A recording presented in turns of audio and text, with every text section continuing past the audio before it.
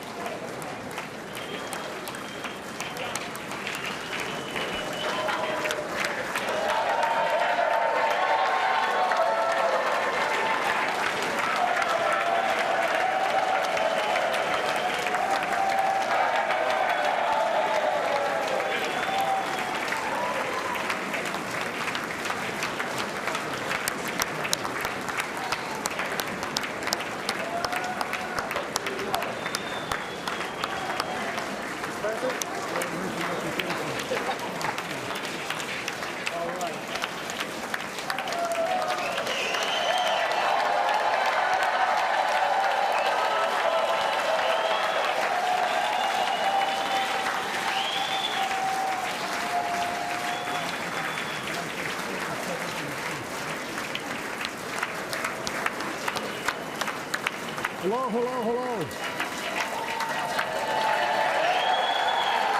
Thank you.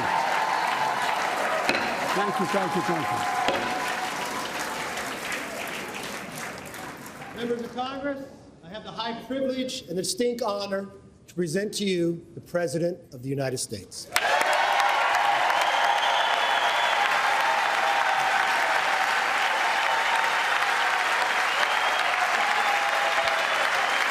Mr. Speaker. Thank you. You can smile. It's okay.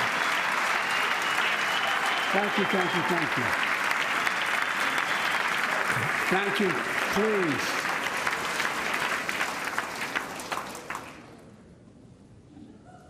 Mr. Speaker, Madam Vice President, our First Lady and Second Gentleman, good to see you guys up there. Members of Congress.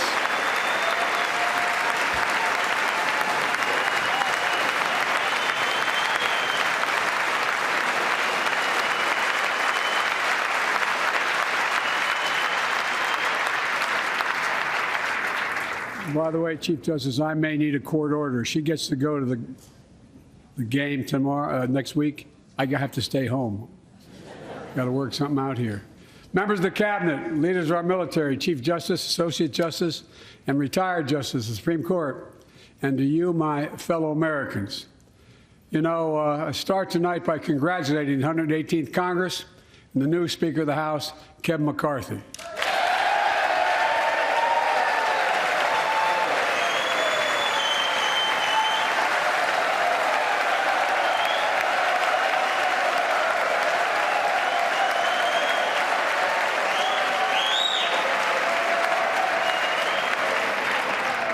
Speaker, I don't want to ruin your reputation, but I look forward to working with you.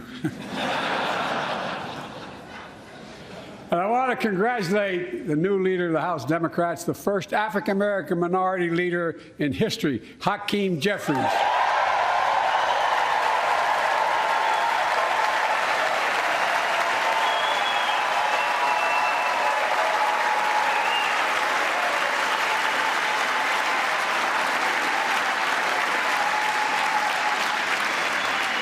He won in spite of the fact I campaigned for him. Congratulations to the longest-serving leader in the history of the United States Senate, Mitch McConnell. Where are you, Mitch?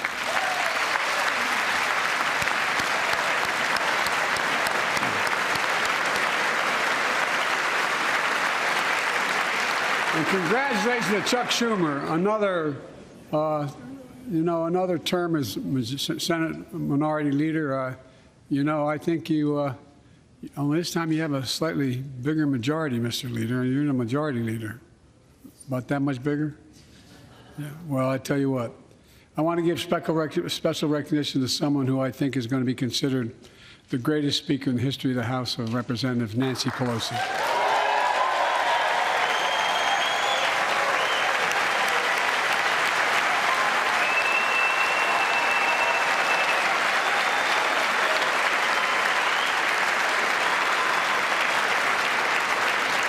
Folks, the story of America is a story of progress and resilience, of always moving forward, of never, ever giving up.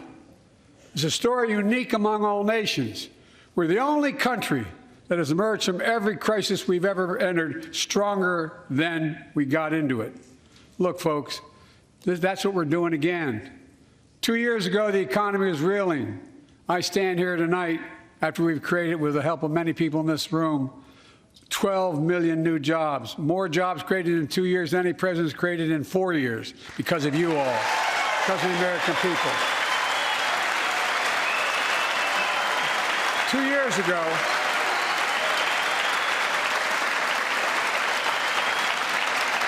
and 2 years ago, COVID had shut down, our businesses were closed, our schools were robbed of so much, and today, COVID no longer controls our lives.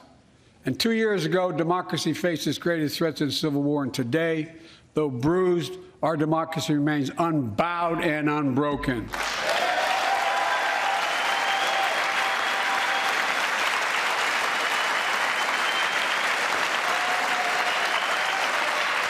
As we gather here tonight We're writing the next chapter in the great American story, a story of progress and resilience. When world leaders ask me to define America, and they do, believe it or not, I say I can define it in one word, and I mean this: possibilities. We don't think anything is beyond our capacity. Everything is a possibility. You know, we're often told that Democrats and Republicans can't work together. But over the past 2 years, we've proved the cynics and naysayers wrong. Yes, we disagreed plenty. And yes, there were times when Democrats went alone. But time and again, Democrats and Republicans came together to defend a stronger and safer Europe. It came together to pass once-in-a-generation infrastructure law, building bridges connecting our nation and our people. We came together to pass the most significant law ever, helping victims exposed to toxic burn pits. And in fact,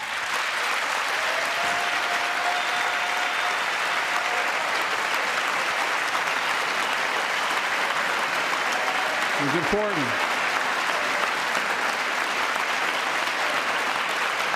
And in fact, I signed over 300 bipartisan pieces of legislation since becoming president, from reauthorizing the Violence Against Women Act, the Electoral Count Reform Act, the Respect for Marriage Act that protects the right to marry the person you love.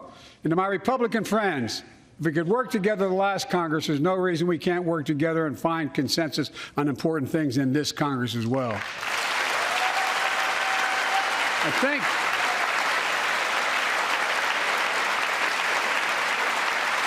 folks, you all are as informed as I am, but I think the people sent us a clear message. Fighting for the sake of fighting, power for the sake of power, conflict for the sake of conflict gets us nowhere. That's always been my vision of our country, and I know it's many of yours. To restore the soul of this nation, to rebuild the backbone of America, America's middle class, and to unite the country. We've been sent here to finish the job, in my view. For decades, the middle class has been hollowed out in more than, and not no one administration, but for a long time. Too many good-paying manufacturing jobs moved overseas. Factories closed down. Once thriving cities and towns that many of you represent became shadows of what they used to be. And along the way, something else we lost: pride, our sense of self-worth. I ran for president to fundamentally change things, to make sure our economy works for everyone, so we can all feel that pride in what we do. To build an economy from the bottom up and the middle out, not from the top down. Because when the middle class does well, the poor have a ladder up, and the wealthy still do very well. We all do well.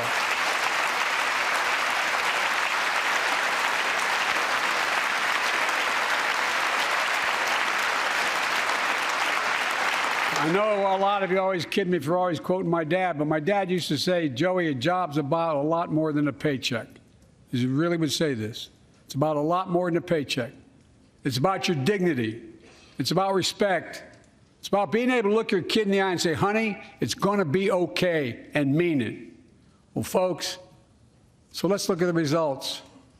We're not finished yet by any stretch of the imagination, but unemployment rate is at 3.4%, a 50-year low. A near record unemployment. Near record unemployment for Black and Hispanic workers. We've already created, with your help, 800,000 good-paying manufacturing jobs, the fastest growth in 40 years. And where is it written? Where is it written that America can't lead the world in manufacturing? And I don't know where that's written. For too many decades, we imported projects and exported jobs. Now, thanks to what you've all done, we're exporting American products and creating American jobs. Folks,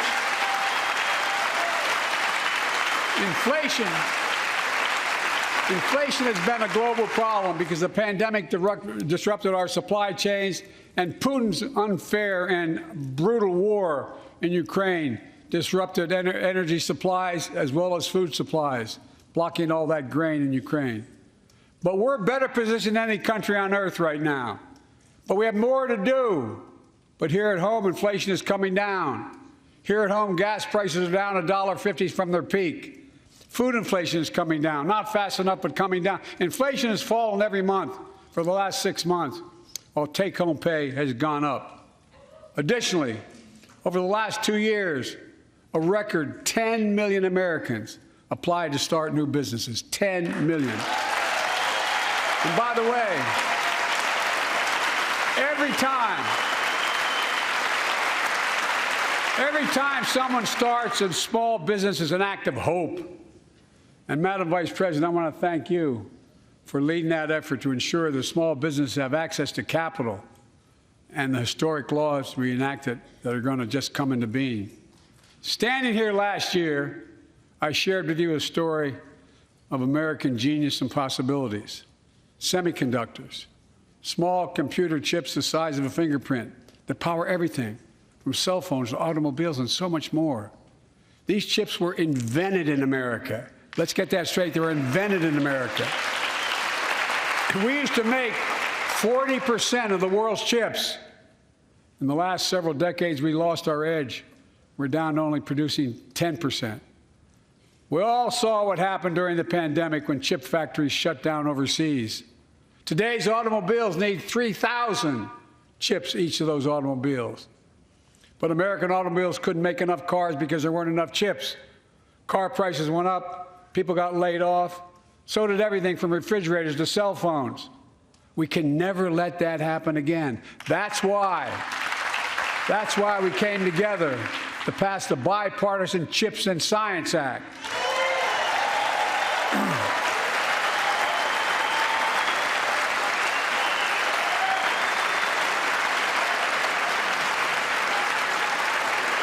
Folks, I know I've been criticized for saying this, but I'm not changing my view. We're going to make sure the supply chain for America begins in America. The supply chain begins in America. We've already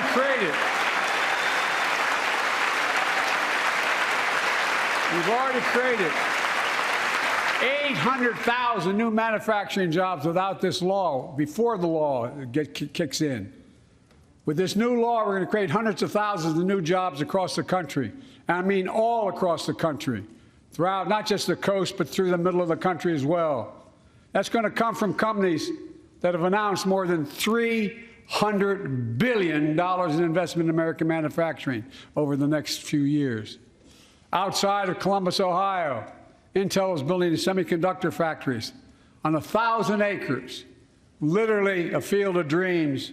It's going to create 10,000 jobs, that one investment, 7,000 construction jobs, 3,000 jobs in those factories once they're finished. They call them factories. Jobs paying an average of $130,000 a year, and many do not require a college degree.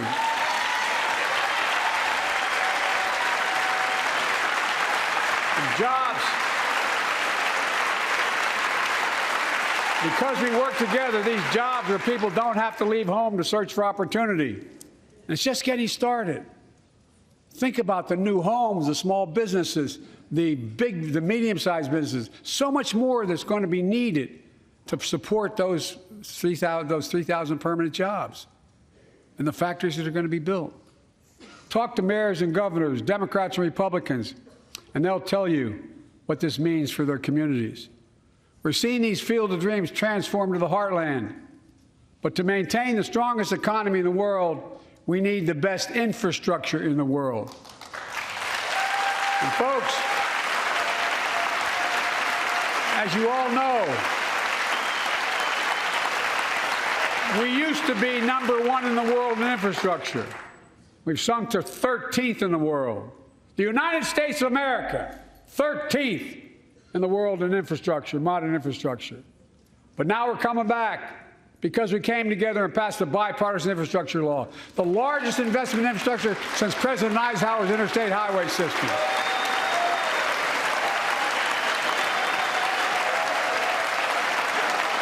And folks,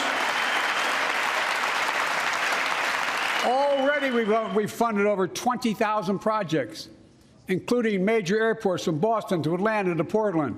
Projects that are going to put thousands of people to work rebuilding our highways, our bridges, our railroads, our tunnels, ports, airports, clean water, high-speed internet, all across America. Urban, rural, tribal. And folks, we're just getting started. We're just getting started. And I mean this sincerely. I want to thank my Republican friends who voted for the law, and my Republican friends who voted against it as well. But I still get asked to fund the projects in those districts as well. But don't worry. I promised I'd be a president for all Americans. We'll fund these projects. And I'll see you at the groundbreaking. Look, this law will further unite all of America. Projects like Brent Spence Bridge in Kentucky over the Ohio River, built 60 years ago, badly needed repairs, one of the nation's most congested freight routes, carrying $2 billion worth of freight every single day across the Ohio River. And folks, I've been talking about fixing it for decades, but we're really finally going to get it done. Yes. I went there last month with Democrats and Republicans, and from both states, to deliver a commitment of $1.6 billion for this project. And while I was there, I met a young woman named Sarah, who's here tonight. I don't know where Sarah is. Is she up in the box? I don't know. Sarah, how are you? Well, Sarah, for 30 years,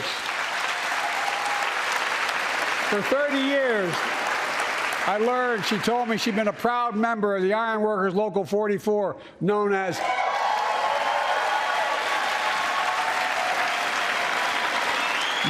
the Cowboys in the Sky. The folks who built Cincinnati's skyline.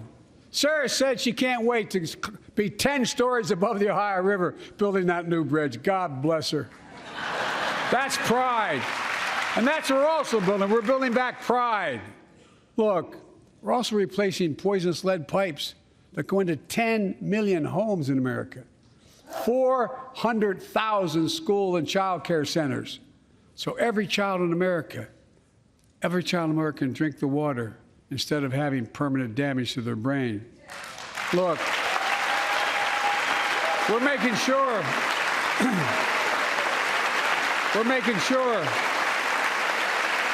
that every community in America has access to affordable high-speed internet.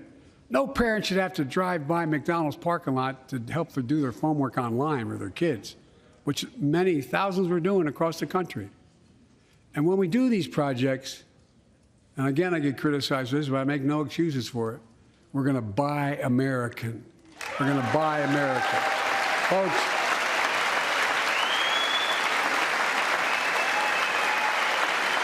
and it's totally consistent with international trade rules. Buy America has been the law since 1933, but for too long, past administrations, Democrat and Republican, have fought to get around it. Not anymore. Tonight, I'm announcing new standards that require all construction materials used in federal infrastructure projects to be made in America. Made in America. I mean it. Lumber, glass, drywall, fiber optic cable. And on my watch, American roads, bridges, and American highways are going to be made with American products as well. Folks, my economic plan is about investing in places and people that have been forgotten. So many of you listen to me tonight. I know you feel it. So many of you felt like you've just simply been forgotten. Amid the economic upheaval of the past 4 decades, too many people have been left behind and treated like they're invisible. Maybe that's you watching from home. Remember the jobs that went away. You remember them, don't you? The folks at home remember them. You wonder whether the path even exists anymore for your children to get ahead without having to move away. Well, that's why I get that. That's why we're building an economy where no one's left behind. Jobs are coming back. Pride is coming back because choices we made in the last several years. You know, this is, in my view, a blue-collar blueprint to rebuild America and make a real difference in your lives at home. For example, too many of you lay in bed at night like my dad did, staring at the ceiling, wondering what in God's name happens if your spouse gets cancer, or your child gets deadly ill, or something happens to you. What are you going to have? You get money to pay for those medical bills? Or are you going to have to sell the house or try to get a second mortgage on it? I get it. I get it. With the Inflation Reduction Act that I signed into law, we're taking on powerful interests to bring health care costs down so you can sleep better at night with more security.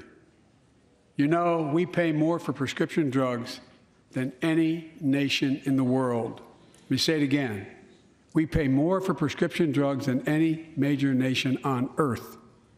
For example, 1 in 10 Americans has diabetes. Many of you in this chamber do, and in the audience. But every day, millions need insulin to control their diabetes so they can literally stay alive. Insulin's been around for over 100 years. The guy who invented it didn't even patent it because he wanted it to be available for everyone. It cost the drug companies roughly $10 a vial to make that insulin. Packaging it all, you may get up to $13. But Big Pharma has been unfairly charging people hundreds of dollars, $400 to $500 a month, making record profits. Not anymore. Not anymore.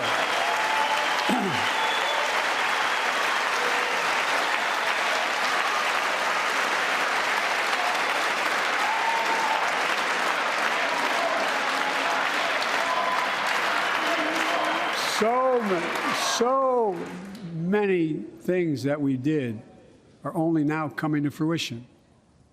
We said we were doing this, and we said we passed the law to do it, but people didn't know because the law didn't take effect until January 1 of this year. We capped the cost of insulin at $35 a month for seniors on Medicare. People are just finding out. I'm sure you're getting the same calls I'm getting. Look, there are millions of other Americans who do not or are not on Medicare, including 200,000 young people with type 1 diabetes and need this insulin to stay alive. Let's finish the job this time. Let's cap the cost of insulin for everybody at $35.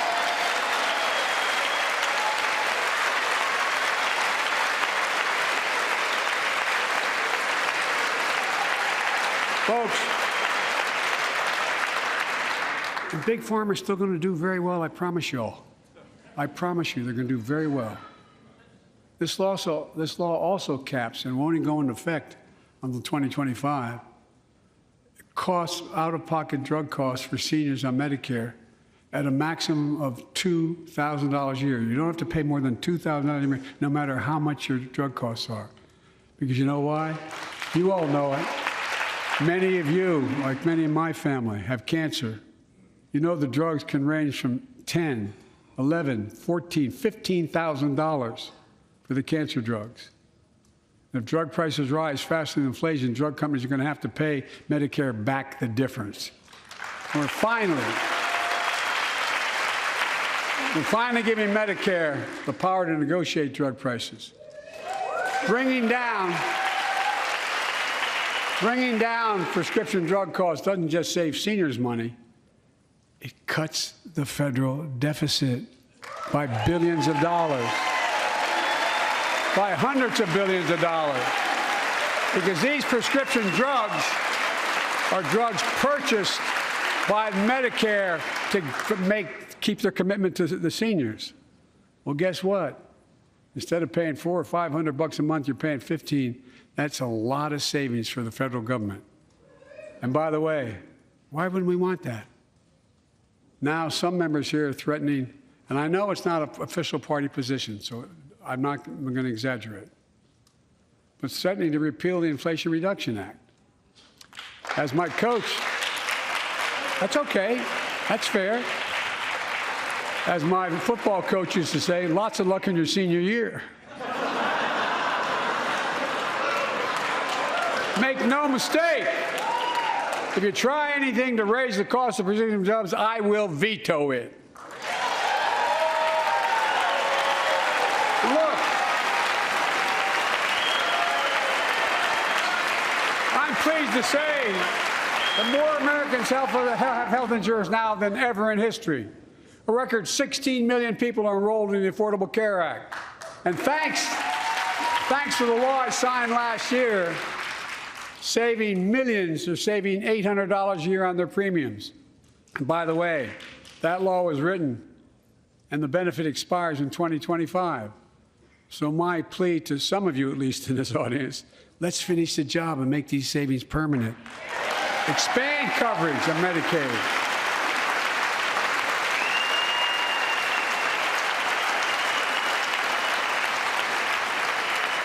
Look, the Inflation Reduction Act is also the most significant investment ever in climate change. Ever. Lowering utility bills, creating American jobs, leading the world to a clean energy future. I visited the devastating aftermath of record floods, droughts, storms, and wildfires from Arizona to Mexico to all the way up to the Canadian border.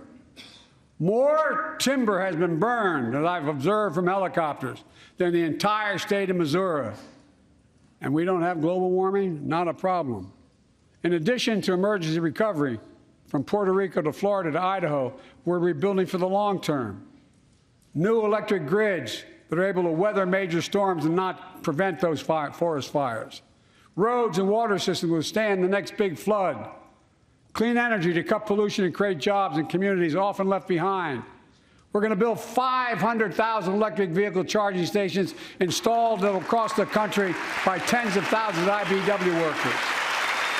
And we're helping families save more than $1,000 a year with tax credits to purchase electric vehicles and efficient appliances, energy-efficient appliances. Historic conservation efforts to be responsible stewards of our land. Let's face reality. The climate crisis doesn't care if you're in a red or blue state. It's an existential threat. We have an obligation, not to ourselves, but to our children and grandchildren to confront it. I'm proud of how America, at last, is stepping up to the challenge. We're still going to need oil and gas for a while. But guess what? No, we do. But there's so much more to do. We got to finish the job. And we pay for these investments in our future by finally making the wealthiest and biggest corporations begin to pay their fair share. Just begin.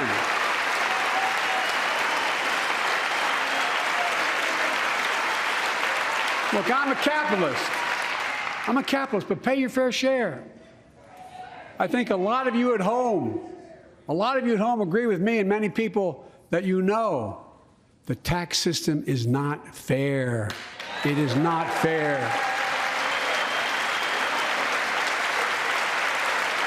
Look,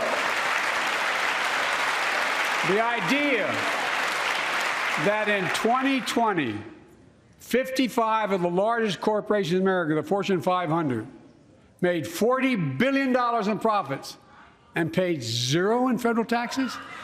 Zero? Folks, it's simply not fair. But now, because of the law I signed, billion-dollar companies have to pay a minimum of 15%. God love them. 15%. That's less than a nurse pays.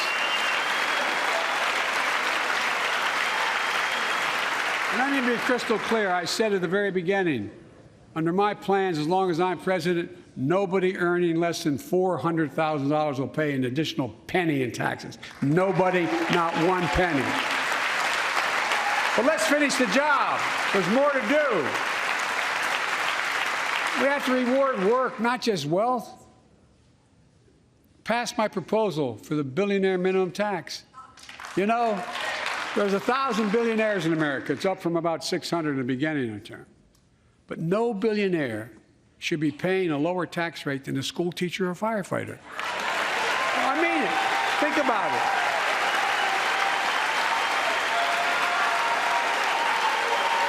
I mean, look.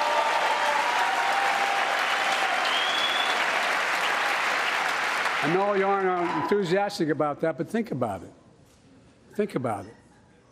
Have you noticed Big Oil just reported its profits, record profits? Last year they made $200 billion in the midst of a global energy crisis. I think it's outrageous. Why? They invested too little of that profit to increase domestic production. And when I talk to a couple of them, they say, we're afraid you're going to shut down all the oil wells and all the oil refineries anyway, so why should we invest in them? I said, we're going to need oil for at least another decade, and that's going to exceed and beyond that. We're going to need it. Production.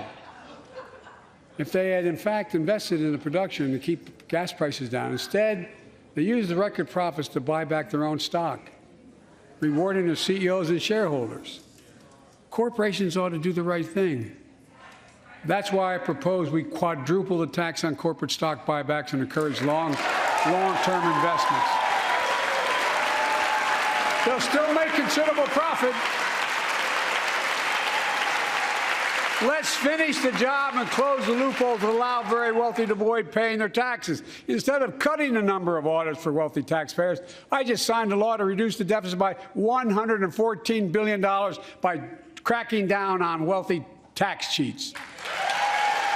That's being fiscally responsible. In the last 2 years, my administration has cut the deficit by more than $1.7 trillion, the largest deficit reduction in American history. Under the previous administration, the American deficit went up 4 years in a row. Because those record deficits, no president added more to the national debt in any 4 years than my predecessor. Nearly 25% of the entire national debt that took over 200 years to accumulate was added by just one administration alone, the last one. They're the facts. Check it out. Check it out. How did Congress respond to that debt? They did the right thing. They lifted the debt ceiling 3 times without preconditions or crisis. They paid American bills to prevent an economic disaster in the country. So tonight I'm asking the Congress to follow suit. Let's commit here tonight to the full faith and credit of the United States of America will never, ever be questioned. So some of my Republican friends want to take the economy hostage. I get it, unless I agree to their economic plans. All of you at home should know what those plans are. Instead of making the wealthy pay their fair share, some Republicans want Medicare and Social Security to sunset. I'm not saying it's a majority. Let me give you, anybody who doubts it, contact my office. I'll give you a copy. I'll give you a copy of the proposal. That means Congress doesn't vote. Well, I'm glad to see you. No, I tell you, I enjoy conversion. You know, it means if Congress doesn't keep the programs the way they are, they'd go away. Other Republicans say, I'm not saying it's a majority of you. I don't even think it's even a significant, but it's being proposed by individuals. I'm not politely not naming them, but it's being proposed by some of you.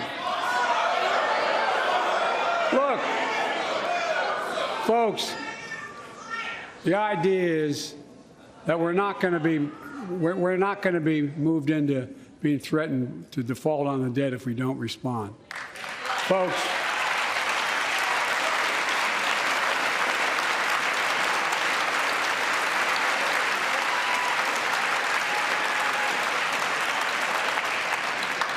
Folks, as we all apparently agree, Social Security and Medicare is off the books now, right? They're not to be spent. All right. I'm ready. We got unanimity.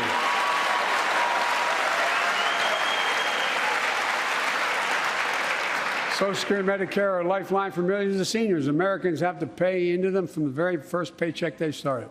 So tonight, let's all agree, and we apparently are, let's stand up for seniors.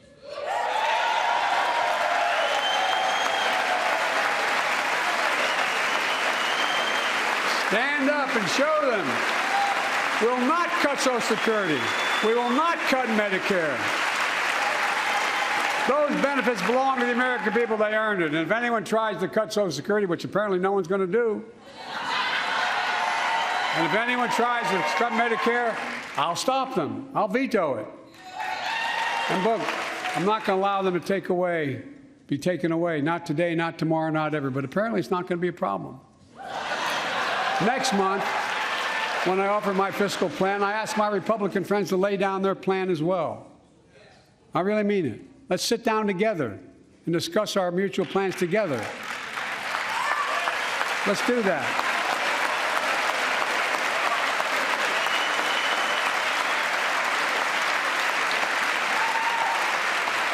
I can tell you, the plan I'm going to show you is going to cut the deficit by another $2 trillion. And it won't cut a single bit of Medicare or Social Security. In fact, we're going to extend the Medicare Trust Fund at least 2 decades, because that's going to be the next argument. How do we keep it solvent, right? Well, we'll not raise tax on anyone making under 400 grand, but we'll pay for it the way we talked about tonight, by making sure that the wealthy and big corporations pay their fair share. Look. Here's the deal. They aren't just taking advantage of the tax code. They're taking advantage of you, the American consumer. Here's my message to all of you out there. I have your back. We're already preventing Americans from receiving surprise medical bills, stopping $1 billion surprise bills per month so far. We're protecting seniors' life savings by cracking down on nursing homes that commit fraud, endanger patient safety, prescribe drugs that are not needed. Millions of Americans can now save thousands of dollars because they can finally get a hearing aid over the counter without a prescription. Look, capitalism without competition is not capitalism. It's extortion. It's exploitation. Last year, I cracked down with the help of many of you on foreign shipping companies that were making you pay higher prices for every good coming into the country. I signed a bipartisan bill that cut shipping costs by 90%, helping American farmers, businessmen, and consumers. Let's finish the job. Pass the bipartisan legislation to strengthen antitrust enforcement and prevent big online platforms from giving their own products an unfair advantage.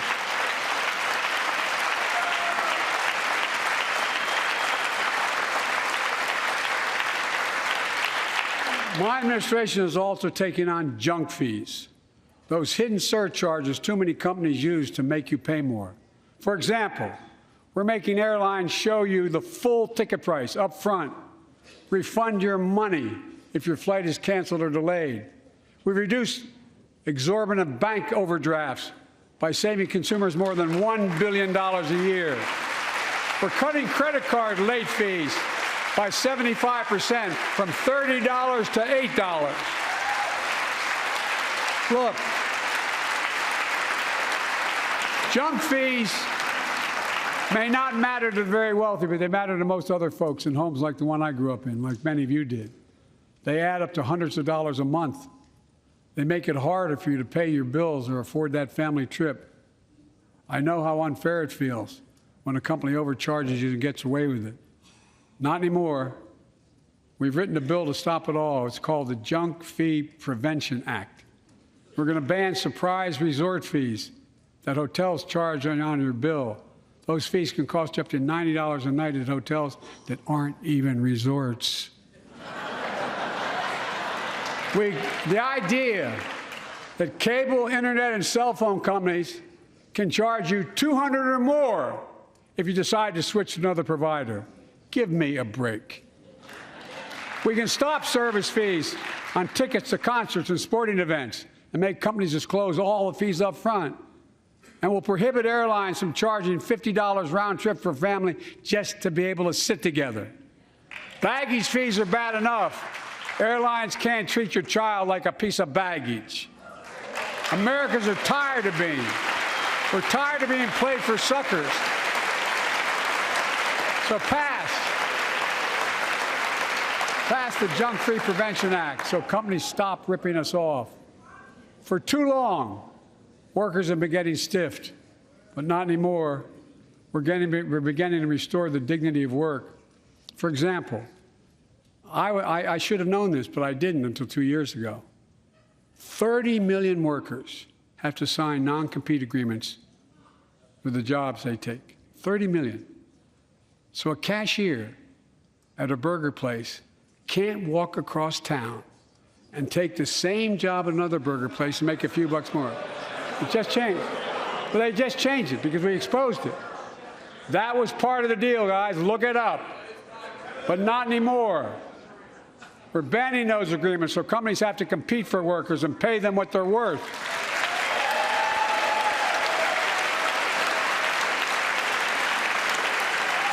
And I must tell you, this is bound to get a response from my friends on my left but the right. I'm so sick and tired of companies breaking the law by preventing workers from organizing. Pass the PRO Act, because businesses have a right, workers have a right to form a union. And let's guarantee all workers have a living wage. Let's make sure working parents can afford to raise a family with sick days, paid family medical leave, affordable child care. That's going to enable millions of more people to go and stay at work. And let's restore the full child tax credit, which gave tens of millions of parents some breathing room and cut child poverty in half to the lowest level in history. And by the way, when we do all these things, we increase productivity. We increase economic growth. So let's finish the job and get more families access to affordable, quality housing. Let's get seniors who want to stay in their homes the care they need to do so. Let's give more breathing room to millions of family caregivers looking after their loved ones. Pass my plan so we get seniors and people with disabilities the home care and services they need.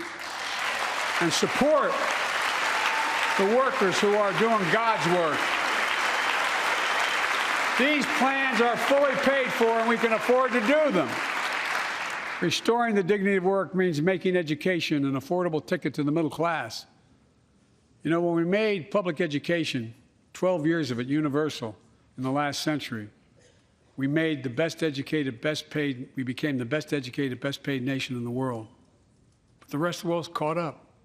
It's caught up. Jill, my wife, who teaches full-time, has an expression. I hope I get it right, kid. Any nation that out-educates us is going to out-compete us. Any nation that out-educates is going to out-compete us. Folks, we all know 12 years of education is not enough to win the economic competition of the 21st century. We want to have the best educated workforce.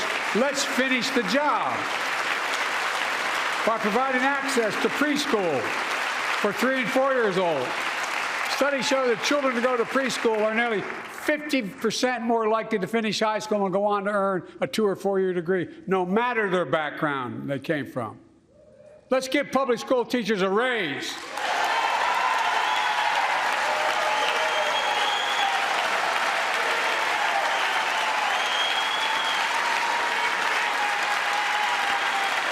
We're making progress by reducing student debt, increasing Pell Grants for working and middle-class families. Let's finish the job and connect students to career opportunities starting in high school. Provide access to 2 years of community college, the best career training in America in addition to being a pathway to a 4-year degree. Let's offer every American a path to a good career, whether they go to college or not. And folks, in the midst of the COVID crisis, when schools were closed and we were shutting down everything, let's recognize how far we came in the fight against the pandemic itself. While the virus is not gone, thanks to the resilience of the American people and the ingenuity of medicine, we've broken the COVID grip on us. COVID deaths are down by 90%. We've saved millions of lives and opened up our country, we opened our country back up, and soon we'll end the public health emergency. But that's called a public health emergency. But we'll remember the toll and pain that's never going to go away. More than 1 million Americans lost their lives to COVID. 1 million. Families grieving, children orphaned, empty chairs at the dining room table constantly reminding you that she used to sit there. Remembering them, we remain vigilant. We still need to monitor dozens of variants and support new vaccines and treatments. So Congress needs to fund these efforts and keep America safe. And as we emerge from this crisis stronger, we're also got to double down on prosecuting criminals who stole relief money meant to keep workers and small businesses afloat.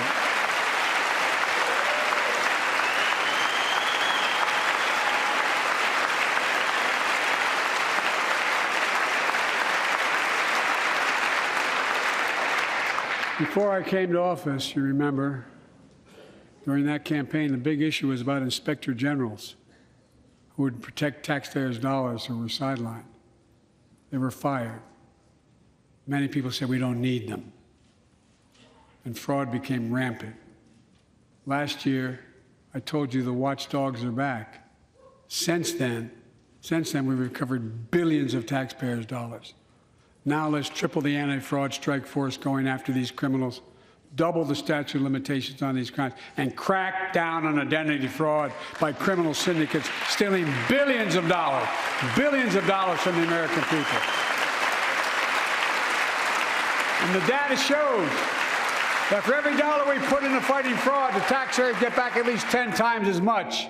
It matters. It matters. Look, COVID left its scars, like the spike in violent crime in 2020, the first year of the pandemic. We have an obligation to make sure all people are safe. Public safety depends on public trust, as all of us know. But too often that trust is violated. Joining us tonight are the parents of Tyree Nichols. Welcome.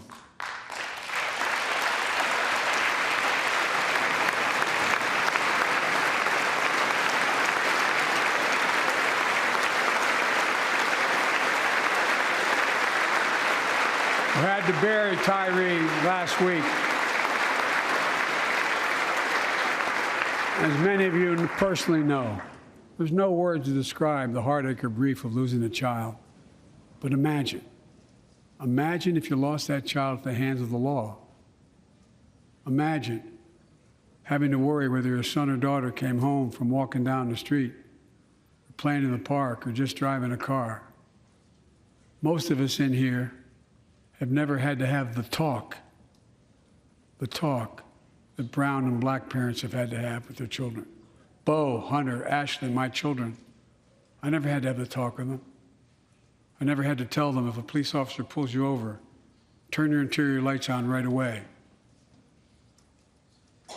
Don't reach for your license. Keep your hands on the steering wheel. Imagine having to worry like that every single time your kid got in a car. Here's what Tyree's mother shared with me when I spoke to her, when I asked her how she finds the courage to carry on and speak out. With the faith of God, she said her son was, quote, a beautiful soul, and something good will come of this. Imagine how much courage and care that takes. It's up to us, to all of us. We all want the same thing. Neighborhoods free of violence, law enforcement who earns the community's trust. Just as every cop, when they pin on that badge in the morning, has a right to be able to go home at night, so does everybody else out there. Our children have a right to come home safely. Equal protection under the law is a covenant we have with each other in America. We know police officers put their lives on the line every single night and day. And we know we ask them in many cases to do too much, to be counselors, social workers, psychologists, responding to drug overdoses, mental health crises, and so much more. In one sense, we ask much too much of them. I know most cops and their families are good, decent, honorable people, the vast majority. But they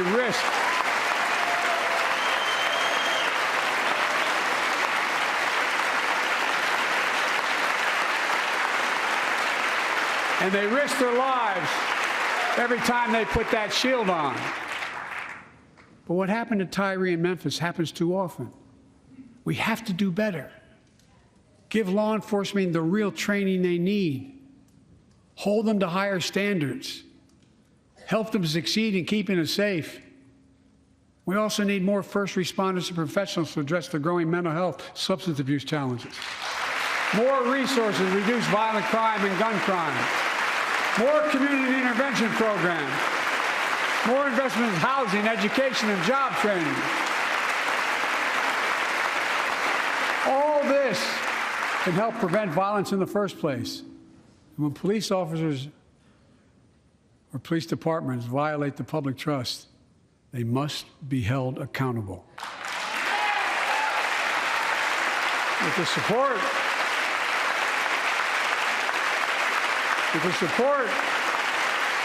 of the families of victims, civil rights groups, and law enforcement, I signed an executive order for all federal officers, banning chokeholds, restricting no-knock warrants, and other key elements of the George Floyd Act. Let's commit ourselves to make the words of Tyler's mom true. Something good must come from this. Something good. And all of us,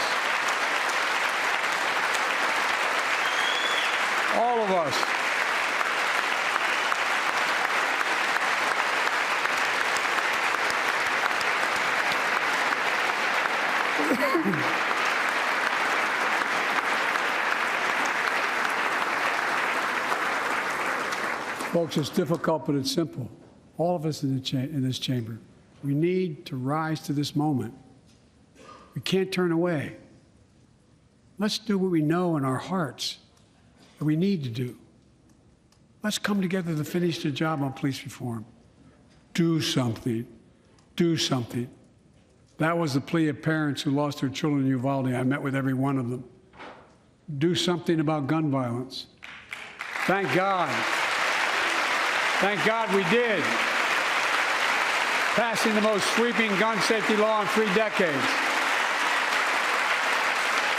That includes things like that the majority of responsible gun owners already support. Enhanced background checks for 18 to 21 years old. Red flag laws, keeping guns out of the hands of people who are a danger to themselves and others. But we know our work is not done. Joining us tonight is Brandon Say, a 26-year-old hero. Brandon put his college dreams on hold to be at his mom's side. His mom's side when she was dying from cancer. And Brandon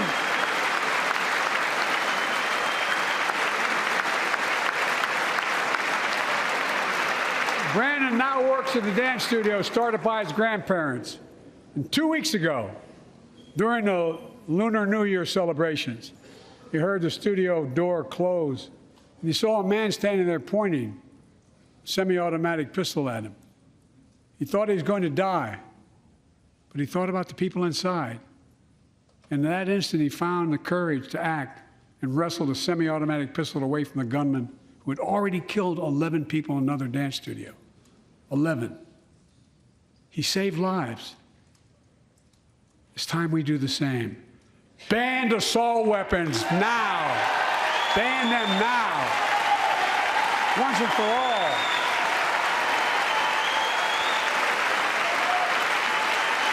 I led the fight to do that in 1994.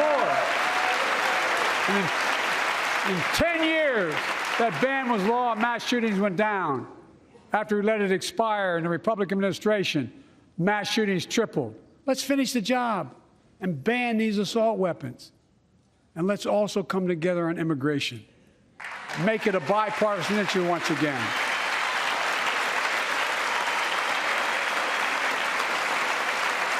We know we now have a record number of personnel working to secure the border, arresting 8,000 human smugglers, seizing over 23,000 pounds of fentanyl in just the last several months. We've launched a new border plan last month. Unlawful migration from Cuba, Haiti, Nicaragua, and Venezuela has come down 97% as a consequence of that. But American border problems won't be fixed until Congress acts. If we don't pass my comprehensive immigration reform, at least pass my plan to provide the equipment and officers to secure the border.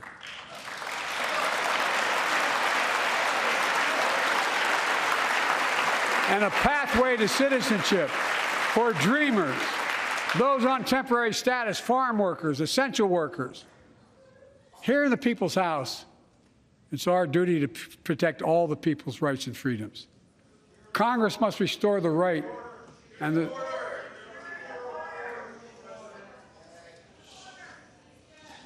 Congress must restore the right that was taken away in Roe v. Wade and protect Roe v. Wade.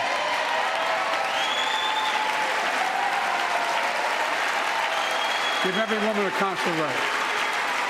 The Vice President and I are doing everything to protect access to reproductive health care and safeguard patient safety.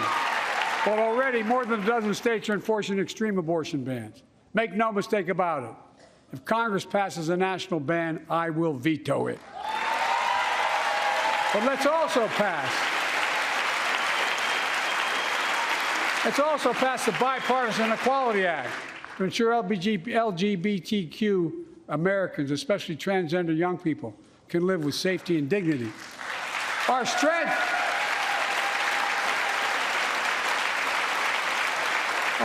is not just the example of our power, but the power of our example. Let's remember the world's watching. I spoke in this chamber 1 year ago, just days after Vladimir Putin unleashed his brutal attack against Ukraine. A murderous assault, evoking images of death and destruction Europe suffered in World War II. Putin's invasion has been a test for the ages, a test for America, a test for the world. Would we stand for the most basic of principles? Would we stand for sovereignty? Would we stand for the right of people to live free of tyranny? Would we stand for the defense of democracy? For such defense matters to us because it keeps peace and prevents open season on would-be aggressors and threatens our prosperity. 1 year later, we know the answer. Yes, we would, and we did. We did. And together, we did what America always does at our best. We led. We united NATO. We built a global coalition. We stood against Putin's aggression. We stood with the Ukrainian people. Tonight, we're once again joined by Ukraine's ambassador to the United States. She represents not just her nation, but the courage of her people. Our ambassador is here, united. We're united in our support of your country. Will you stand so we can all take a look at you? Thank you.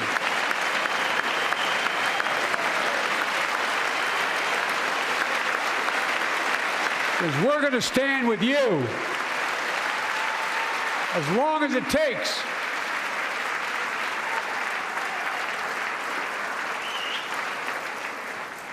Our nation is working for more freedom, more dignity, more peace, not just in Europe, but everywhere.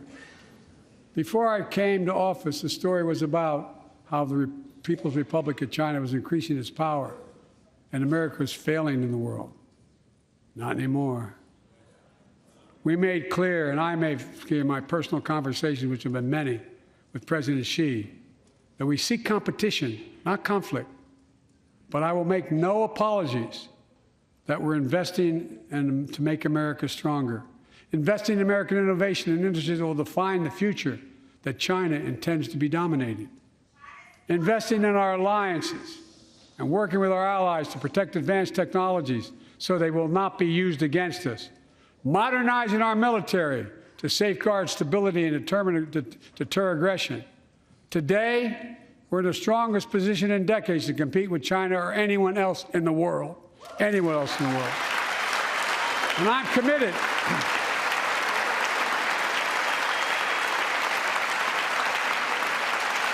I'm committed to work with China where we can advance American interests and benefit the world. But make no mistake about it. As we made clear last week, if China threatens our sovereignty, we will act to protect our country, and we did.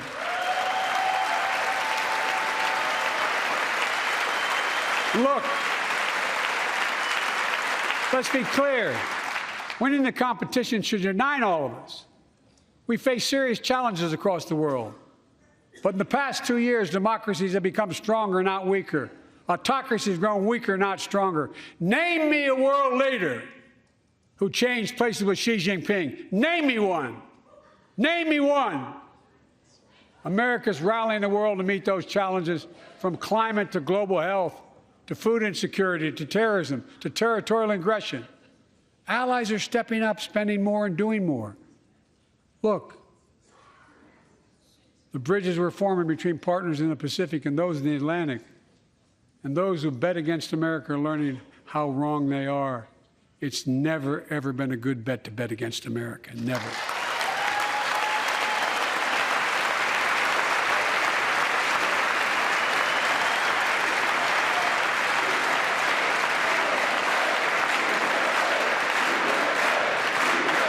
Well, when I came to office, most assured that bipartisanship assumed was impossible, but never believed it.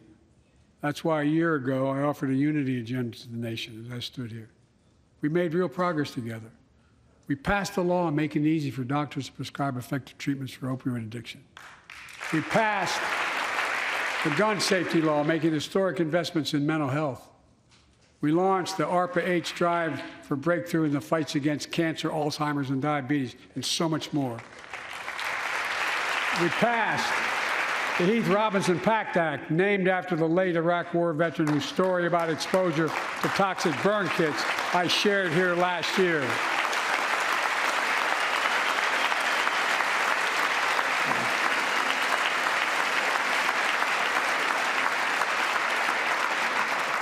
I understand something about those burn pits, but there's so much more to do.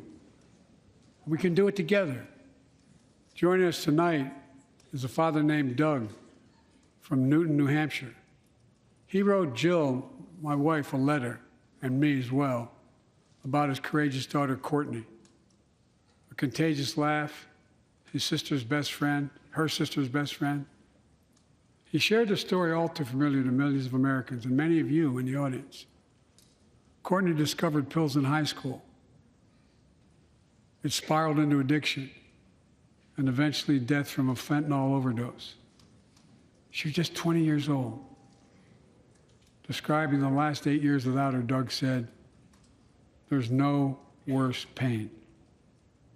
Yet their family has turned pain to purpose, working to end the stigma and change laws. He told us he wants to start a journey toward American recovery. Doug, we're with you. Fentanyl is killing more than 70,000 Americans a year.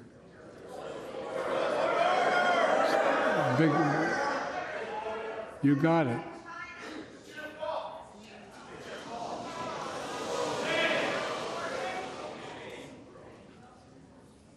So let's launch a major surge to stop fentanyl production and the sale and trafficking, with more drug detection machines, inspection cargo, stop pills and powder at the border. Working with couriers like FedEx to inspect more packages for drugs. Strong penalties to crack down on fentanyl trafficking. Second, let's do more on mental health, especially for our children. When millions of young people are struggling with bullying, violence, trauma, we owe them greater access to mental health care at their schools. We must finally hold social media companies accountable for experimenting they're doing running children for profit. It's time to pass bipartisan legislation to stop big tech from collecting personal data on our kids and teenagers online, ban targeted advertising to children, and impose stricter limits on the personal data that companies collect on all of us. Third, let's do more to keep this nation's ones truly sacred obligation to equip those we send into harm's way and care for them and their families when they come home. Job training, job placement for veterans and their spouses as they come to return to civilian life. Helping veterans afford the rent, because no one should be homeless in America, especially someone who served the country.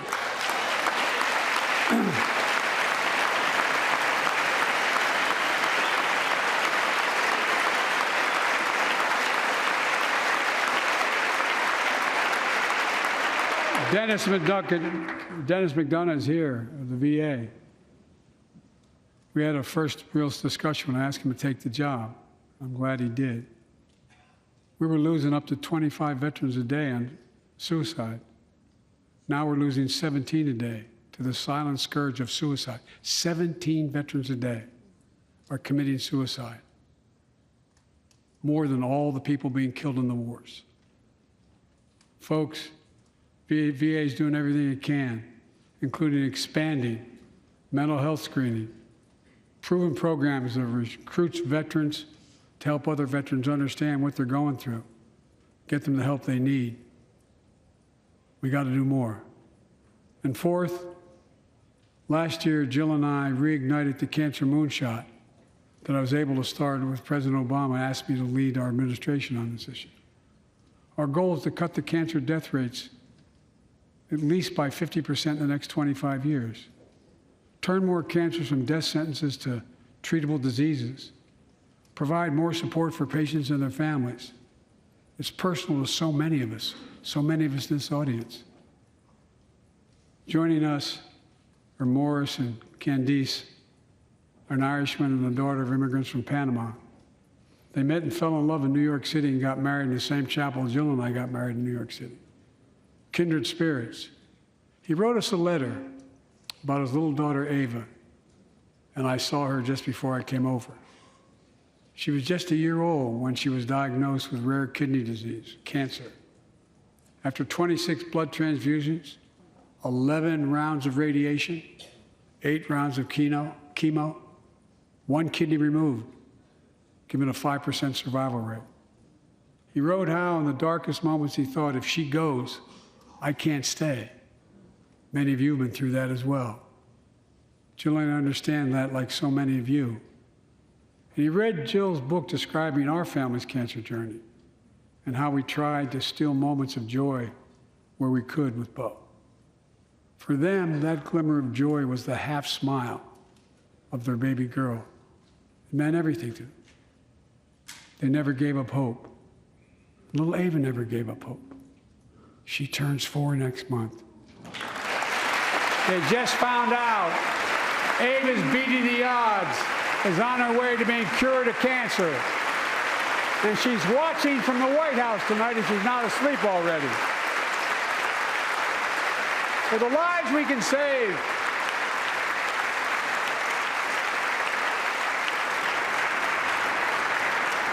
for the lives we can save and the lives we've lost, let this be a truly American moment that rallies the country and the world together and proves that we can still do big things. 20 years ago, under the leadership of President Bush and countless advocates and champions, he undertook a bipartisan effort through PEPFAR to transform the global fight against HIV/AIDS. It's been a huge success. He thought big. He thought large. He moved. I believe we can do the same thing with cancer.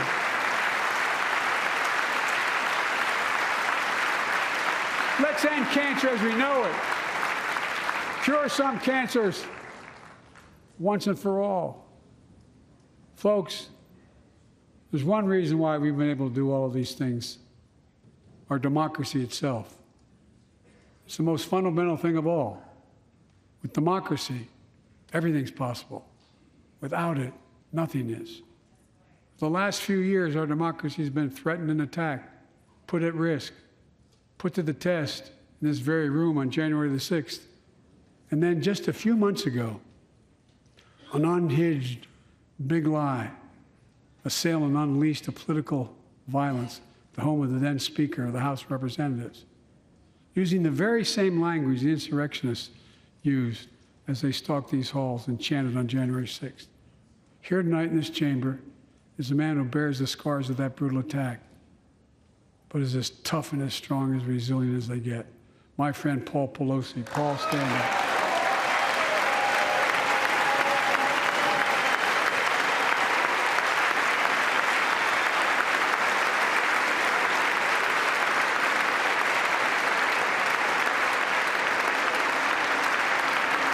But such a heinous act should have never happened. We must all speak out. There's no place for political violence in America. We have to protect the right to vote, not suppress the fundamental right. Honor the results of our elections, not subvert the will of the people. We have to uphold the rule of law and restore trust in our institutions of democracy. And we must give hate and extremism in any form no safe harbor.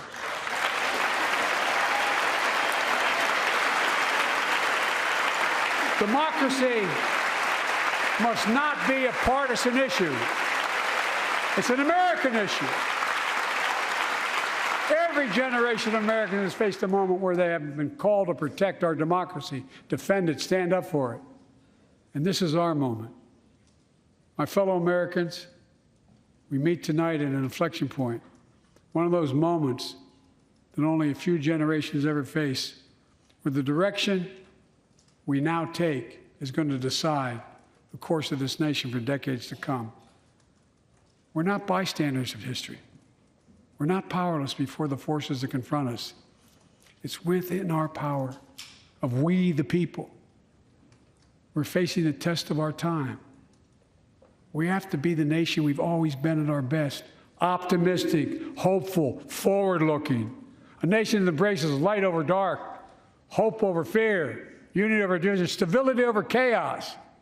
We have to see each other not as enemies, but as fellow Americans. We're good people. The only nation in the world built on an idea, the only one.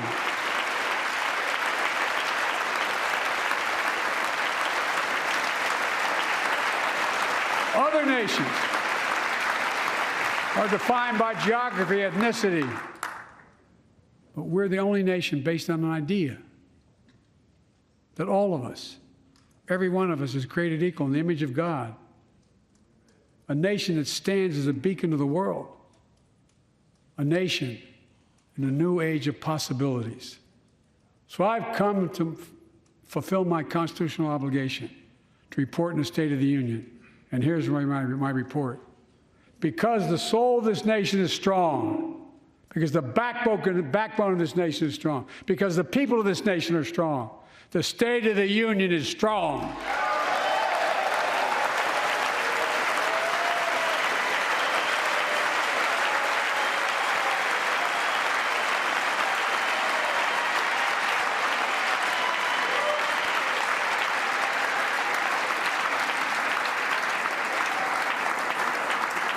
I'm not new to this place.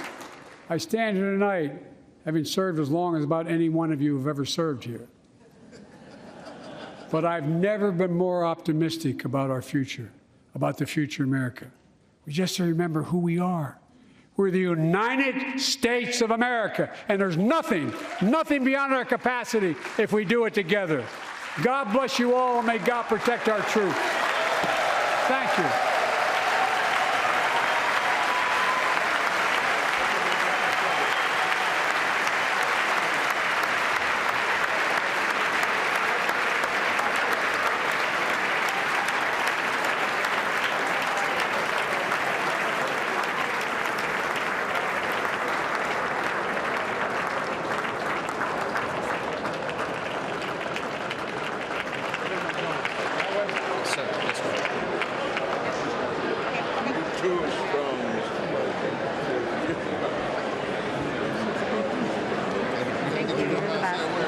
Mr. President, great speech, sir. Thank you. It's absolutely amazing. You know the guy who took care of my son, Bo?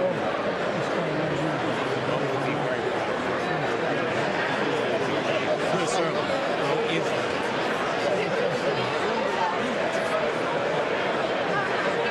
Hey, Big John. Good job, Mr. President.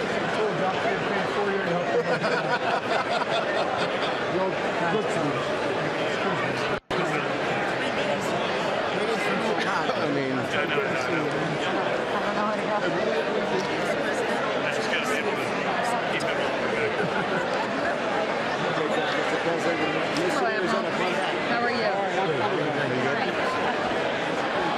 You know this guy behind me in the pinstripe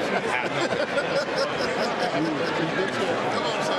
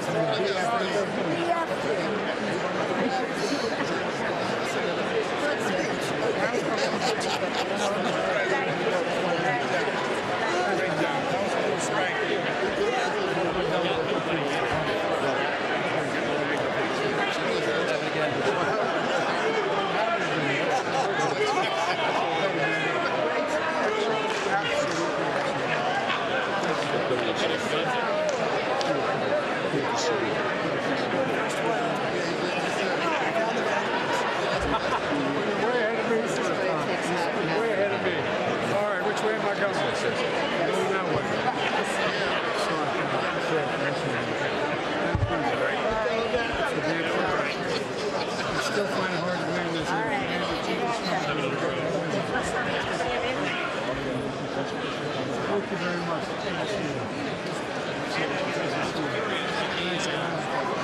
Aren't those stars heavy?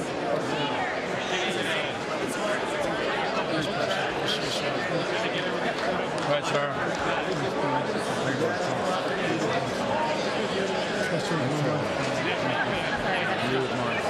How are you? Bob, I got to talk to you about Cuba. Okay. I'm serious. Good job. Spaceman. Well, I know that. I tell you, he's going to have to take some of that grass off to get the space. It's too heavy.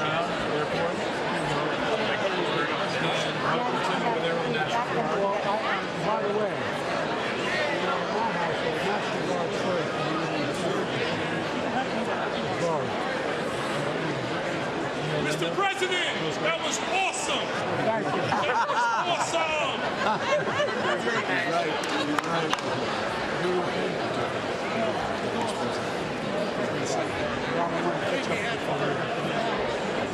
Wonderful speech. Hey, man. Hey, I'm from Detroit. I'm Motor City guy. I'll tell you what. Yeah. You're the best mayor of America. Thank you. I remember sitting there and the president turned to me, swear to God, true story. We're sitting there, we've met every single day, the president and I, Obama. Yeah. And he said, Joe, turned to me and said, Joe, I want you to fix Detroit. I said, oh, no problem. That was literally the word, fix Detroit. Thank you. Yeah. That was a great speech. Great speech. It was a wonderful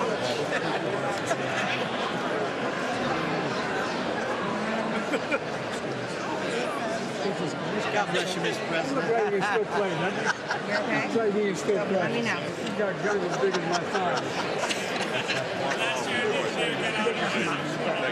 Joe, we love you. Memphis needs everything it can get. I know. We got problems. I know you do. I've been talking to you. Wonderful. Great speech. Sorry. Sorry you guys had to sit there. I apologize. Nice to see you, Mr. President.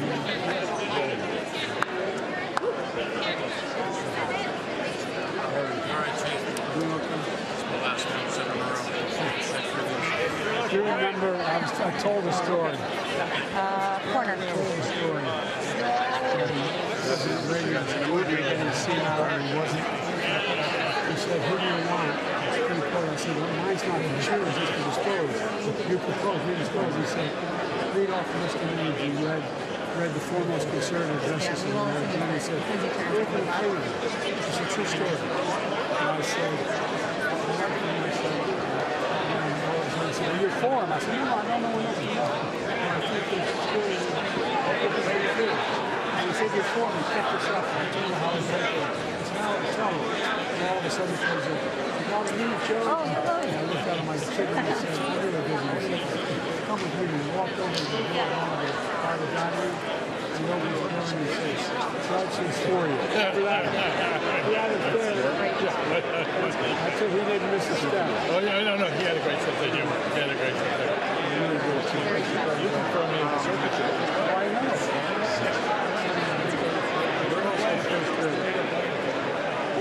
Serious, Mr. President. Thank you for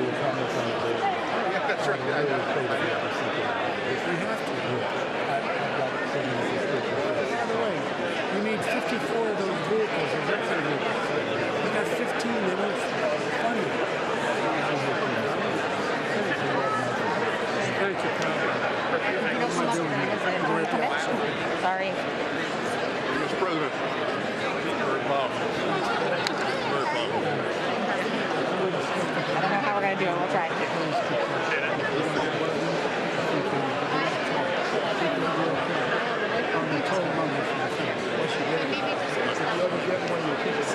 My mother would say, left hand closest to the heart. You're blessed. Thank you so much. Good. You enjoyed Singapore. Yeah. And then you said, yep. She just said Chinese.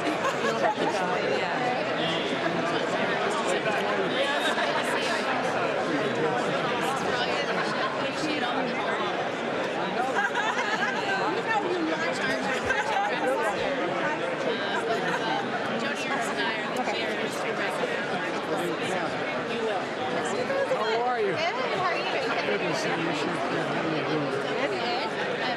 This is Kate Vasquez from New Mexico, and I know you guys have great. And these are our newest members. Yes, of course.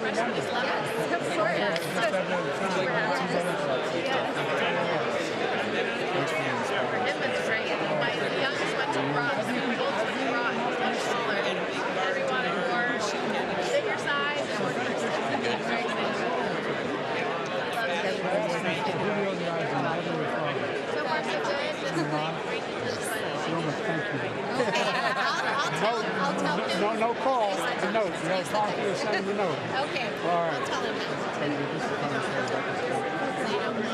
She's the first elected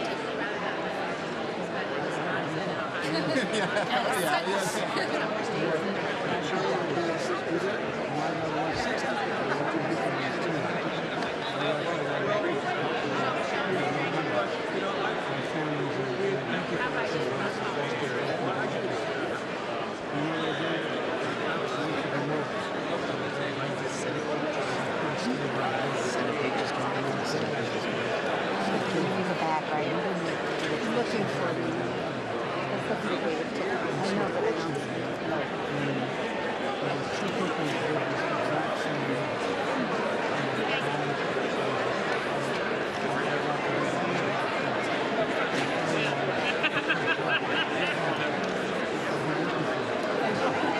Might be back there. We'll see.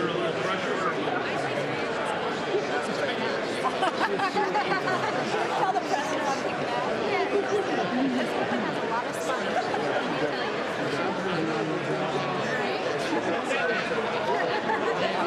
Anyway, I know I'm holding everybody else. Thank you, Mr. Mayor. Good to see you.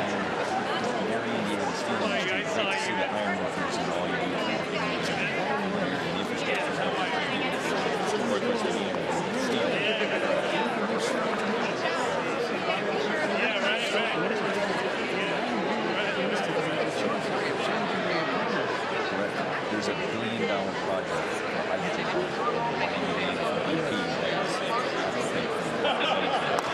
it's transformation. And by the way, just don't tell the guy from West Virginia that. I've got one too. I understand. There's 10. There's 10. It's a pleasure always. You too, sir. Thank you. Good to see you. Ready to go. By the way, every time I see this guy, I wonder who his haberdasher is. I want to know where he gets his suits. 41 years.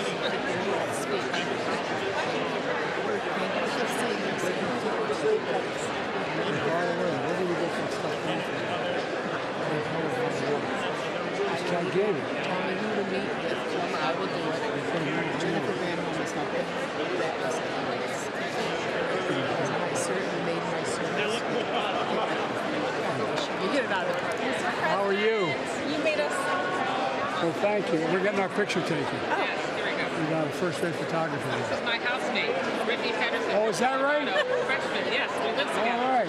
Yeah. Thank you for what you talked about around the opioid epidemic, and you made us all so proud. You did a fantastic job. Well, you're trying to say that. I was worried it was just too long, but thank you. We're trying to spread this. Thanks for talking about cancer. Brittany was here, we were trying to get cancer survivors here. We really can do so much of a focus.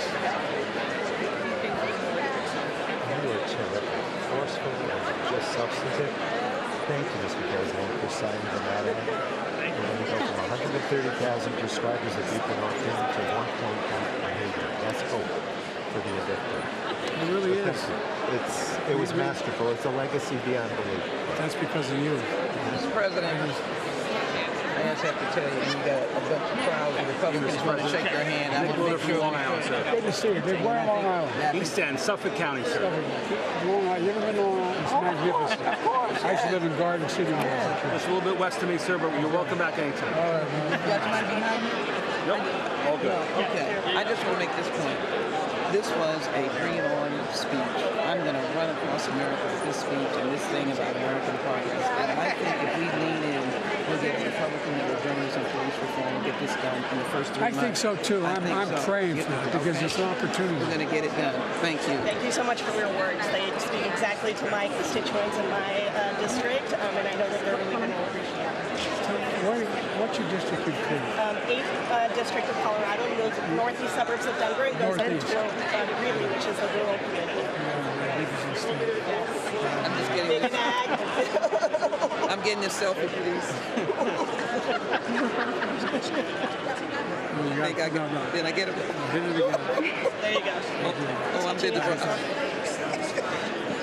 You're embarrassing me. I'm embarrassed. He's trying to make me feel good. She erased it. I really appreciate you taking so much time. Honestly, that meeting was tremendous. Great for you. Thank you so much. Thank you.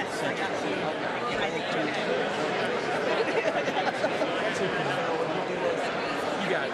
Thank you for raising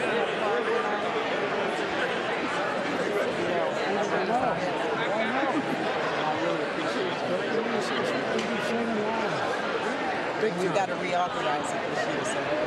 Hi, Mr. President. That was a strong speech, sir. And we're still working to get the amount of us here. We're not going to give up, sir. Thank you. No, the camera side of your battery just don't get Thank you. I think I started. Thank you. Thank you, sir. Thank you. Appreciate it. Mr. President, good to see you again. Absolutely. You called my mom. Yes. She sent you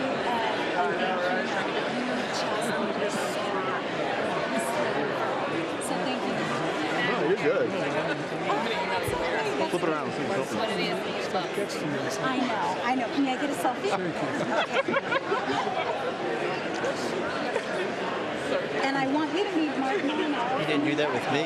With the National Prayer Breakfast. Way to go. You gotta car dealer. You gotta get me. You know me.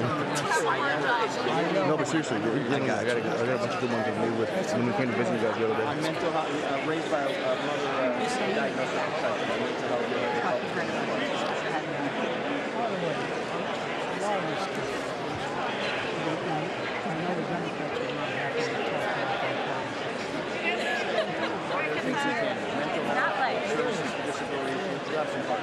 Thank you, Mr. President. Thank you. You're doing a great job. Great job. Second. The freshmen are waiting on you. Thank you. Oh, yeah. We're so excited. You got us fired up.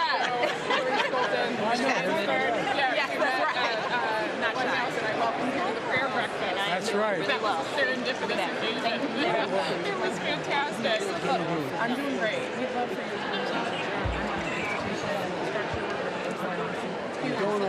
you. That's right. We need you in West Michigan, Grand Rapids. We need you to come. Did you check my phone the other day? I've been there a number of times. I'll come back. Mr. President, we need you to come to Hawaii. Sure. You may have to put them on. Yeah. Everyone is like, Jill, can we get into the mud? We're trying to get to Hawaii next week.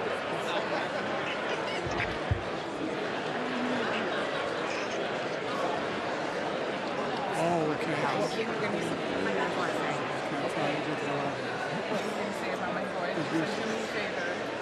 We're going to catch it.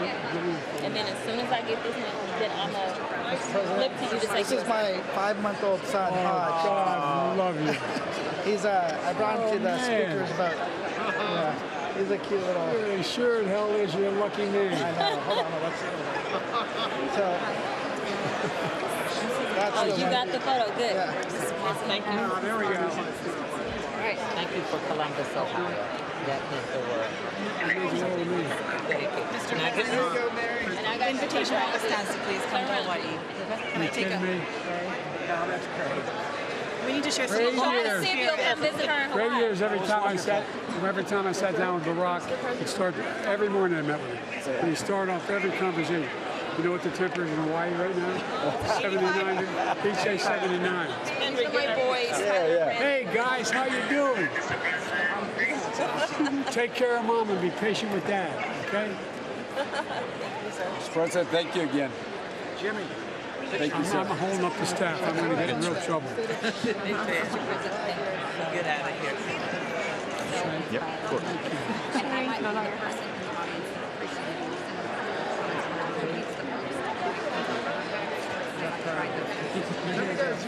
the People are getting angry. They feel like they're being used. So true. So anything I can do to help support that effort, I will. Yes, sir. Anything I can do. Get a number. Good. Thank you, Mr. President. Oh, come on, man. It's my son.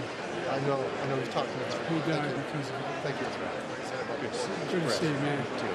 Jimmy Panetta, good to see you. Jimmy. Yeah. And tell Dad to take it easy on you, will you? Well, he got your message, by the way. Oh, did he? Good. No, and I'll let him know to take it easy on you. Mr. President, we're ready to help you finish the job.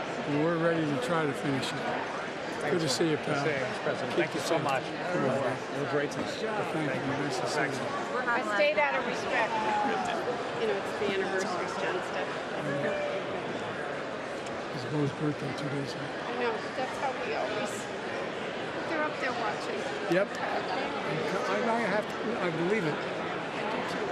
Hey, man. Hey, Mr. President, Morgan McGarty, a Democrat from Kentucky. Kentucky, how's that, boy? Good to see you. Good to see you. He's a good one. My 4-year-old asked me to ask you this, if she can come to Easter. Sure she can come. Okay, there we go. With or without you. We'll take care of it. I'll tell her that she's got the invite. Grace. I do, pal. Thanks. We're going to talk We got a lot of work to do. But we can do this. By the way, 85% of the time is already been passed. We just got to get it done now. And let people know. They don't know. That's right. That's right. I talk to all the time. And they really do. Yep. You got it. By the way, you're speaking to the choir. Sure. Good to see you. Good to see Thanks you, for your man. time tonight. And want to catch up with you again on the California water. We let 500,000 acres go dry in agriculture last year, and I don't know where the food's going to come from. I don't either. I've been out there this whole time. Yeah, appreciate that. So, we need Bureau of So the Reclamation. two houses now resolved. All right. Okay, thanks. The House will come to order. For what purpose does the gentleman from Louisiana seek recognition? Mr. Speaker, I move that the message of the President be referred to the Committee of the Whole House on the State of the Union and order printed. Without objection, does the gentleman from Louisiana have a motion? I move that the House do now adjourn, Mr. Speaker. The question on the motion to adjourn, those in favor say aye. Aye. Those opposed say no. The ayes have it. The motion is agreed to. According to the House,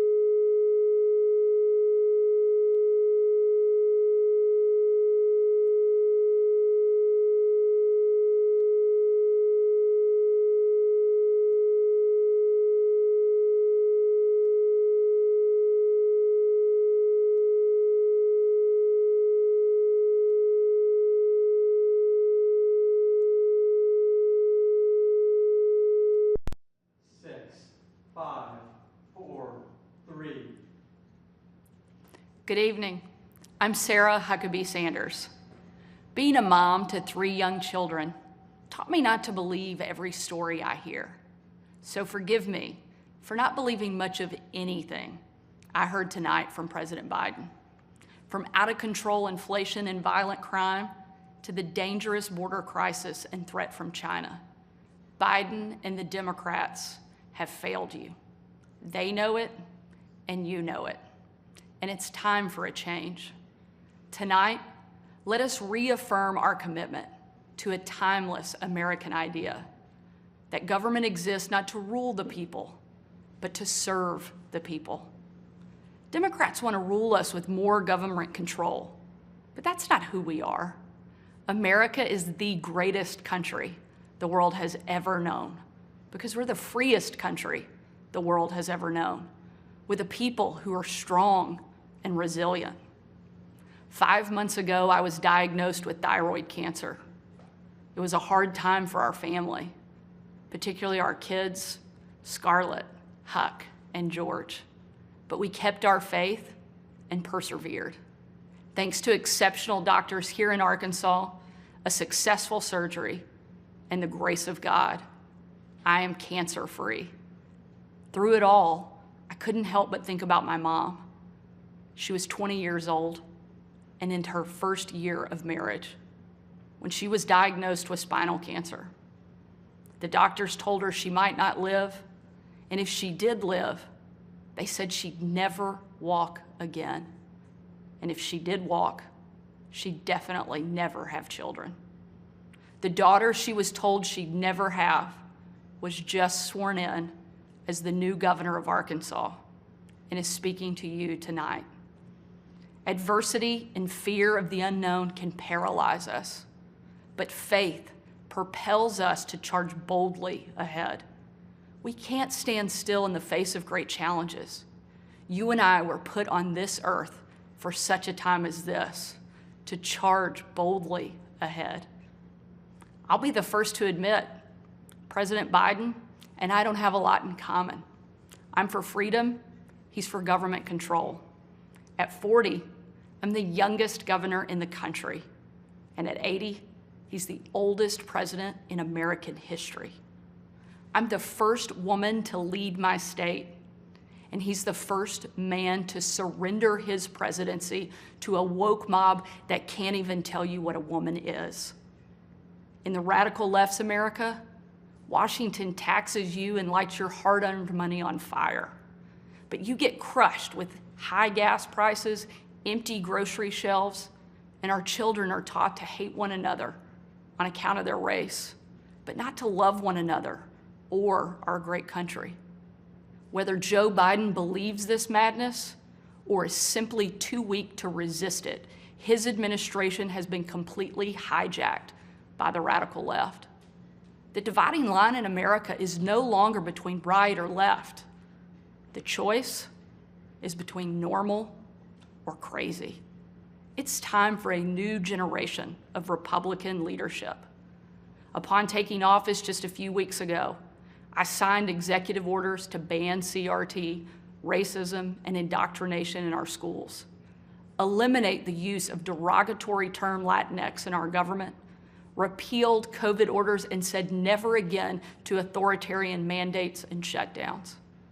Americans want common sense from their leaders, but in Washington, the Biden administration is doubling down on crazy.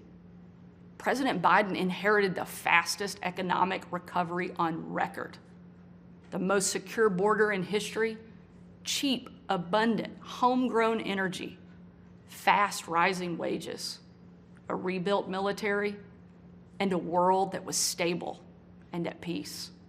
But over the last 2 years, Democrats destroyed it all. Despite Democrats' trillions in reckless spending and mountains of debt, we now have the worst border crisis in American history. As a mom, my heart breaks for every parent who has lost a son or daughter to addiction. 100,000 Americans a year are now killed from drug overdoses, largely from fentanyl pouring across our southern border. Yet the Biden administration refuses to secure the border and save American lives. And after years of Democrat attacks on law enforcement and calls to defund the police, violent criminals roam free, while law-abiding families live in fear. Beyond our border, from Afghanistan to Ukraine, from North Korea to Iran, President Biden's weakness puts our nation and the world at risk. And the president's refusal to stand up to China, our most formidable adversary, is dangerous and unacceptable. President Biden is unwilling to defend our border, defend our skies, and defend our people. He is simply unfit to serve as commander-in-chief. And while you reap the consequences of their failures, the Biden administration seems more interested in woke fantasies than the hard reality Americans face every day. Most Americans simply want to live their lives in freedom and peace. But we are under attack in a left-wing culture war we didn't start and never wanted to fight. Every day we are told we must partake in their rituals, salute their flags, and worship their false idols, all while big government colludes with big tech to strip away the most American thing there is, your freedom of speech. That's not normal. It's crazy, and it's wrong. Make no mistake, Republicans will not surrender this fight. We will lead with courage and do what's right, not what's politically correct or convenient. Republicans believe in an America where strong families thrive in safe communities, where jobs are abundant and paychecks are rising, where the freedom our veterans shed their blood to defend is the birthright of every man, woman, and child. These are the principles Republican governors are fighting for, and in Washington, under the leadership of Senate Republicans and Speaker Kevin McCarthy, we will hold the Biden administration accountable. Down the street from where I sit is my alma mater, Little Rock Central High. As a student there, I will never forget watching my dad, Governor Mike Huckabee, and President Bill Clinton hold the doors open to the Little Rock Nine. Doors that 40 years earlier had been closed to them because they were Black. Today, those children once barred from the schoolhouse are now heroes memorialized in bronze at our State House. I'm proud of the progress our country has made, and I believe giving every child access to a quality education, regardless of their race or income, is the civil rights issue of our day. Tomorrow, I will unveil an education package that will be the most far-reaching, bold, conservative education reform in the country. My plan empowers parents with real choices, improves literacy and career readiness, and helps put a good teacher in every classroom by increasing their starting salary from one of the lowest to one of the highest in the nation. Here in Arkansas and across America, Republicans are working to end the policy of trapping kids in failing schools and sentencing them to a lifetime of poverty. We will educate, not indoctrinate our kids, and put students on a path to success. It's time for a new generation to lead. This is our moment. This is our opportunity. A new generation born in the waning decades of the last century, shaped by economic booms and stock market busts, forged by the triumph of the Cold War and the tragedy of 9/11. A generation brimming with passion and new ideas to solve age-old problems. A generation moored to our deepest values and oldest traditions, yet unafraid to challenge the present order and find a better way forward. If we seize this moment together, America can once again be the land of the free and the home of the brave. During my 2.5 years at the White House, I traveled on every foreign trip with the president. A trip I will never forget was on December 25th of 2018. My husband Brian and I had just cleaned up wrapping paper that was shoved into every corner of our house, thanks to our 3 kids. When I had to walk out on my own family's Christmas, unable to tell them where I was going that night, because the place I'd be traveling was so dangerous, they didn't want anybody to know that the president was going to be on the ground, even for a few hours. We boarded Air Force One in complete and total darkness. There were no lights on the plane, no lights on the runway. Our phones and computers shut down and turned in. We were going completely off the grid. Nearly 12 hours later, in the pitch black of night, we landed in the war-torn part of Western Iraq. It was again a similar scene. No lights on the plane, no lights on the runway. The only thing you could see was coming from about a mile away in a dining hall where hundreds of troops who were in the fight against ISIS had gathered expecting to celebrate Christmas with senior military leadership from around the region. They had absolutely no idea that the president and first lady were about to walk into that room. And when they did, it was a sight and a scene and a sound I hope I never forget. The room erupted. Men and women from every race, religion, and region, every political party, every demographic you can imagine, started chanting in perfect unison over and over and over again, USA, USA, USA. It was an absolutely perfect picture of what makes our country great. One of the young soldiers yelled from the back, "Mr. President, I re-enlisted in the military because of you." And the president said, "And son, I'm here because of you." Shortly after, that young soldier came up to me. He said, "Sarah, you have a tough job." I told him, "What I do is nothing. You take bombs and bullets. That's a tough job." And in a moment that I know I'll cherish for the rest of my life, that soldier reached up and he pulled the Brave Rifles patch he wore on his shoulder, and he placed it into my hand, a sign of ultimate respect. And he said, "Sarah, we are in this together." Overwhelmed with emotion and speechless, I just hugged him with tears in my eyes and a grateful heart for our heroes who keep us free.